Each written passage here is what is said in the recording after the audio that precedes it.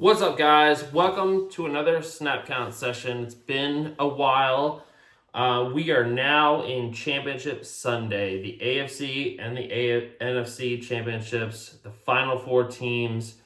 Arguably the best Sunday of the year when it comes to football. And I'm here to give you my favorite props of the week. I will disclaim this by saying, do not parlay these. Pick and choose your favorite ones. You may or may not agree with me on these, but these are the ones I like the most. And so here we go. We'll start with the Broncos-Pats, which is 3 o'clock Eastern on Sunday. My first one is Jared Stidham over 208.5 yards. The reason why I'm taking that over, this line started at 190 earlier in the week, and it has since gone up to 208.5. I'm still taking the over. Stidham has only started 4 games in his career, all of which has gone over 200 yards, and one game he had in there where he threw for 375. I think Sean Payton's confident in him, and he's going to let him sling it. And honestly, if the Broncos are losing, he's going to have to throw either way. I think 208.5 is definitely doable. So let's hit that over. Next one, Courtland Sutton, under 46.5 yards. I know that's my guy. I'm wearing his jersey right now. He's a better NFL receiver than he is for fantasy, right?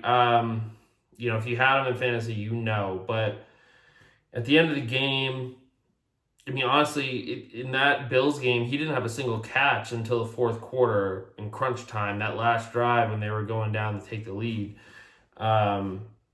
He went over this number, but in one drive. I don't see it this game because of the backup quarterback and because Christian Gonzalez is probably going to be blanketing him the entire game. He's going to shadow. And so I think Stiddy is going to have to go somewhere else. Next, I've got 2 for the Pats. And the way to beat the Broncos defense is by tight ends and backs out of the backfield, right? So the first one, Hunter Henry over 41.5 yards receiving. He's gone over this 3 out of 4 games.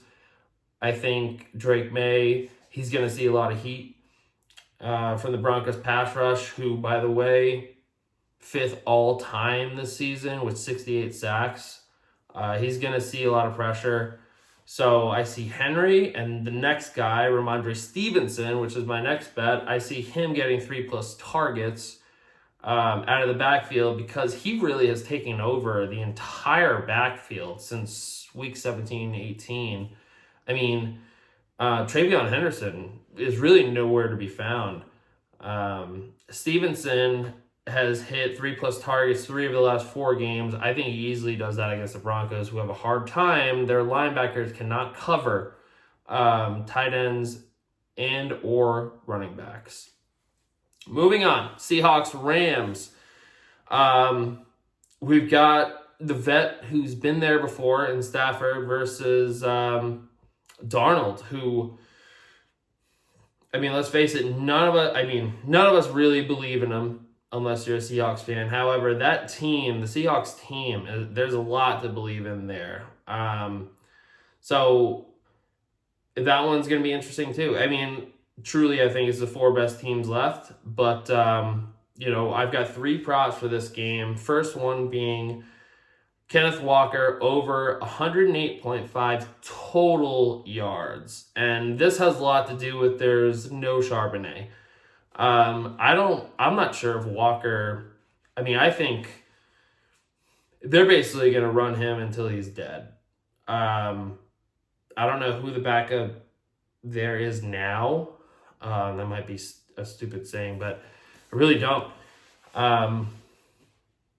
He's going to get all the touches out of the backfield. He's going to get all the targets out of the backfield. I think 108.5, especially after the last 2 weeks, I think that's easily doable against the Rams. Next one, Puka Nacua. I teased this one See, his actual line, I think, was around like 93, 94 range, but I teased it down to over 79.5. And, obviously it's a much easier line to hit, but with Adams there, and obviously Seattle's a good defense. They've got good DBs. They're gonna focus on Puka.